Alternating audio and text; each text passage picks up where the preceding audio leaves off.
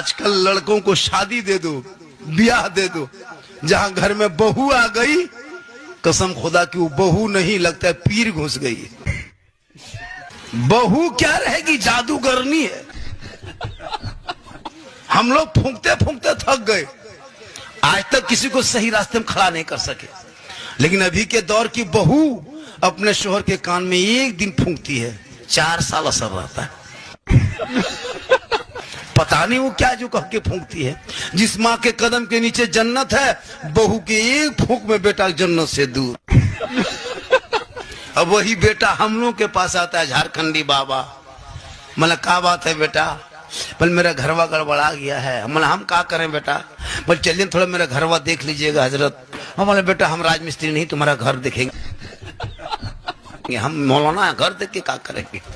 बोल हजरत कम से कम घरवा खराब हो गया तो कुछ कर देते। हम बोले घर खराब हो गया तो रंग पचड़ा करवाओ, हम क्या कर देंगे। बोल नहीं झारखंडी बाबा, कम से कम हमारे घर में बैठ के 1 बोतल पानी पढ़ देते। हम बोले देख रहे बेटा, हम 2020 के लॉकडाउन के बाद हम पानी बोतल में पढ़ना छोड़ दिए बेटा, अब हम पूरा चपाकले पढ़ दे रहे हैं।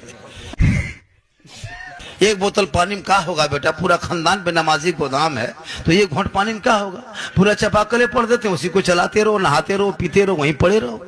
नमाज तो पढ़ना नहीं, खाली पढ़ा। आजकल लड़कों को शादी दे दो, ब्याह दे दो, जहां घर में बहू आ गई, कसम खुदा की वो बहू नहीं, लगता है पीर घुस गई।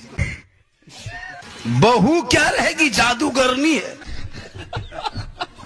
हम लोग फूंकते फूंकते थक गए, आज तक किसी को सही रास्ते में खड़ा नहीं कर सके। लेकिन अभी के दौर की बहू अपने शोहर के कान में ये, आजकल लड़कों को शादी दे दो, ब्याह दे दो, जहां घर में बहू आ गई, कसम खुदा की वो बहू नहीं, लगता है पीर घुस गई। बहू क्या रहेगी, जादूगरनी है। हम लोग फूंकते फूंकते थक गए, आज तक किसी को सही रास्ते में खड़ा नहीं कर सके।